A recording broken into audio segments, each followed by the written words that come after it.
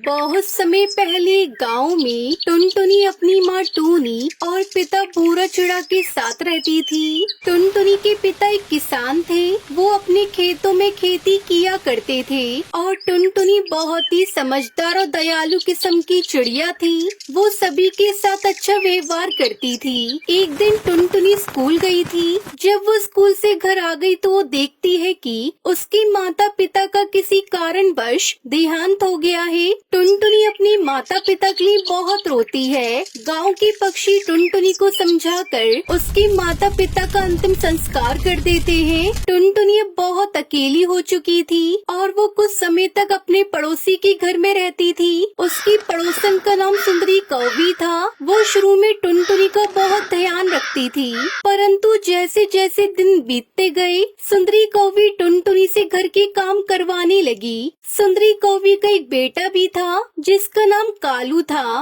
वो बहुत ही घमंडी और बिगड़ैल कौवा था।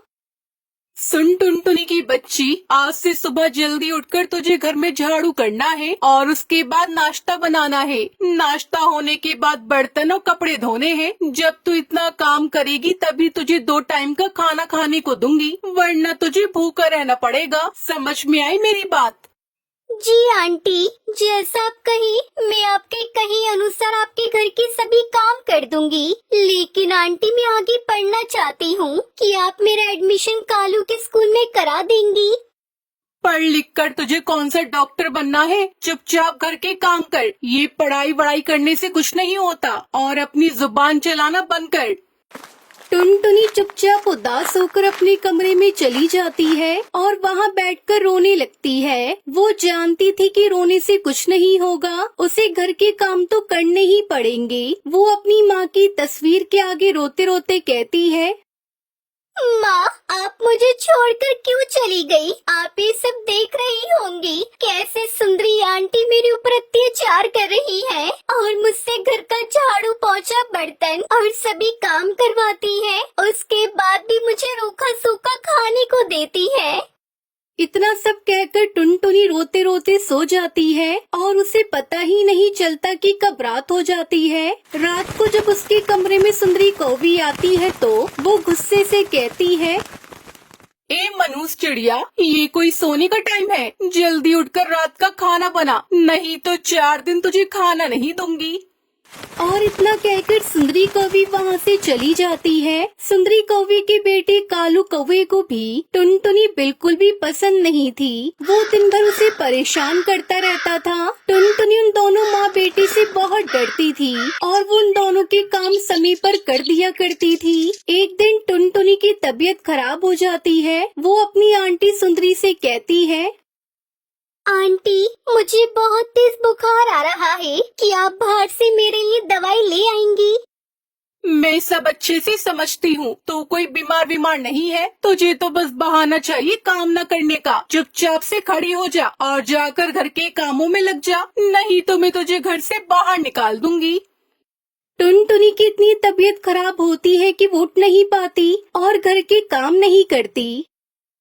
सुन टुनटुनी, मैंने तुझे पहले ही बहुत समझाया था, लेकिन तेरे दिमाग में भूसा भरा है, इसलिए तुझे कुछ समझ में नहीं आता। अब बहुत हुआ, मैं तुझे इस घर में एक पल भी देखना नहीं चाहती। चुपचाप अपना बोरिया बिस्तर उठा, मेरे घर से निकल जा, नहीं तो मुझसे बुरा कोई नहीं होगा।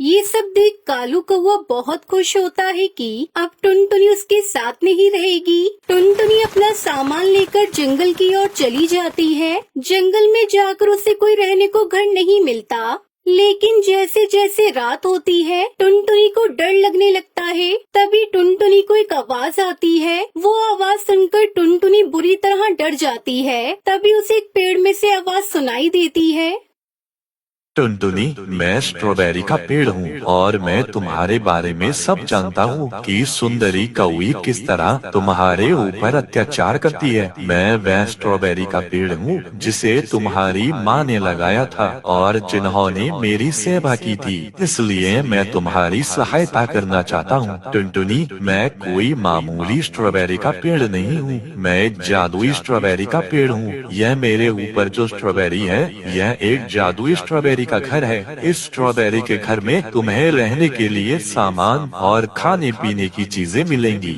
ये स्ट्रॉबेरी का घर तुम्हारी सभी इच्छाएं पूरी करेगा। क्या आप सच कह रहे हो? मुझे तो यकीन ही नहीं हो रहा। तभी वो जादुई स्ट्रॉबेरी का पेड़ टुनटुनी को अपने घर में बुलाता है। टुनटुनी, तुम मेरे घर के अंदर आ जाओ। यह घर तुम्हारे लिए ही है। आओ, अंदर आओ। टुनटुनी अपना सामान लेकर उस घर में चली जाती है। वो अंदर जाकर देखती है। अरे वाह, ये स्ट्रॉबेरी का घर तो बहुत ही सुंदर और आलीशान है।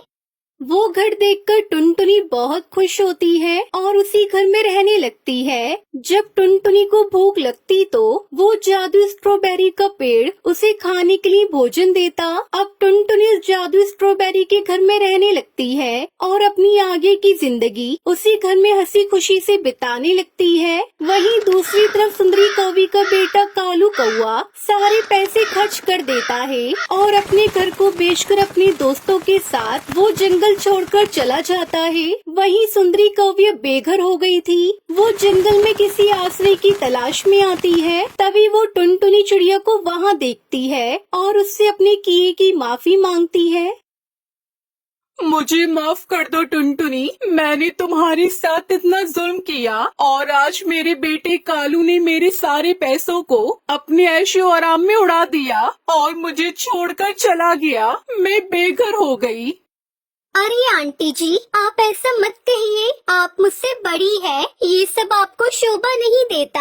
आप बेघर हो गई तो क्या हुआ? आप मेरे स्ट्रॉबेरी घर में आकर रह सकती हैं।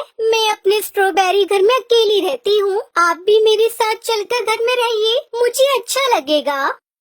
टुनटुनी चिड़िया अपनी आंटी को माफ कर देती है और उसको अपने स्ट्रॉबेरी घर में ले जाती है और फिर वो सभी एक साथ मिलकर हंसी खुशी जादुई स्ट्रॉबेरी घर में रहने लगते हैं।